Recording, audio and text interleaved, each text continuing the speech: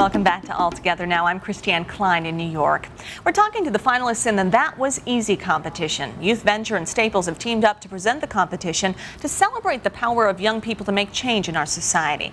So far, we've heard from Becca, who began a science camp for girls, Kyle, who started Youth Together to help abused and sick children, and Jordan, who founded the Children's Bilingual Theater. You can vote for all the finalists at youthventure.org. And next up is John, who joins us from Washington, D.C. And John, this is another theater group. You and a friend created the Dream City Theater Group in Washington's inner city. How did you discover that need?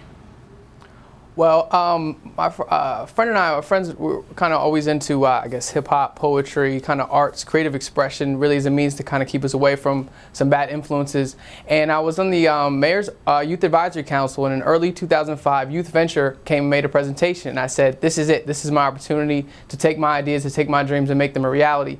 And I followed up with Youth Venture, got some seed money, and from there, it's just really taken off. How do you find the kids that are involved in all of this? A lot of the young people are from the neighborhood, from the community. I worked at the DC Public Library. I have just a lot of friends. It's really just networking, word of mouth. Once people tell their friends about it, they call me, they'll call some of our other people, and it's just really taken off because there's such a need in the city for real arts, real theater to represent what we see every day. And you also create the theater as well, correct? Right, we write the plays, we stage them, we produce them, we do, it's fully functional youth-led theater company. I mean, at the same time, many adults mentor us and give us guidance and help, but we're definitely learning as we go, and it's been extremely successful. Have you heard from any other cities that might be interested in this idea as well? Well, Joseph Pabst in New York, the Public Theater in New York was really the inspiration to start this. The Public Theater had free Shakespeare in Grand Central Park, and that's what we want to do. We're creating plays about the 70 buses here in the city, youth violence, teachers and after-school programs, street vendors, stories that young people can relate to, that kind of come from the working class and the middle class, not necessarily stuff that is like about a maid cleaning your house, stuff that we can relate to and is going to help us put our lives in perspective. Well, John, thanks for being with us today, the co-creator of the Dream City Theater Group. And finally, we're joined by Sheena and Michael, who are here with us right here in New York. Sheena and Michael launched extreme entrepreneurship education to help other young people achieve their dreams through entrepreneurship. And oftentimes when we talk about this, we immediately think business. Are you talking about creating businesses for these young people, or is this more of a mindset?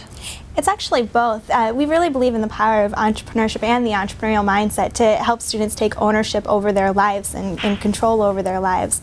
So what we've done is through a best-selling book, through the Extreme Entrepreneurship Tour presented by VenturePort.org, which brings America's top young entrepreneurs to college campuses to share their stories and lessons learned, and through JourneyPage.com, which is our online goal support system that takes students from procrastination to action. It's all about helping students plan and prioritize their vision for life. What kinds of things have you heard from students? Have they been able to take your skills that you help teach and create their own businesses and ideas? Well, through our seminars, we reached thousands of students, and through our website, we've actually reached hundreds of thousands of students. And just on a more anecdotal level, we get emails often from students saying that our programs completely changed the way they're thinking, because a lot of students aren't ever exposed to that way of thinking. It's just more of a traditional route of only getting high grades and getting a job, and not thinking about your passion and how you're unique as well. So tell me a little bit about that. What do you tell them? What do you tell them how to do?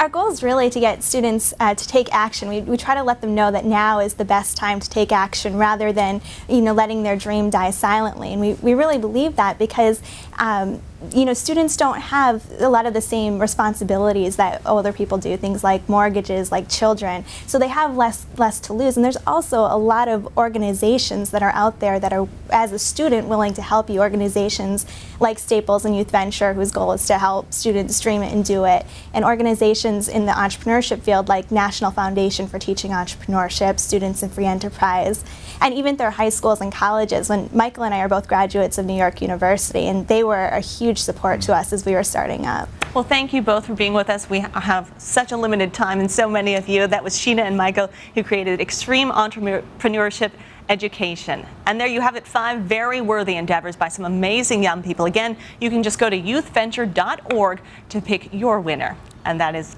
today's All Together Now on ABC News Now. I'm Christiane Klein in New York. Thank you for watching.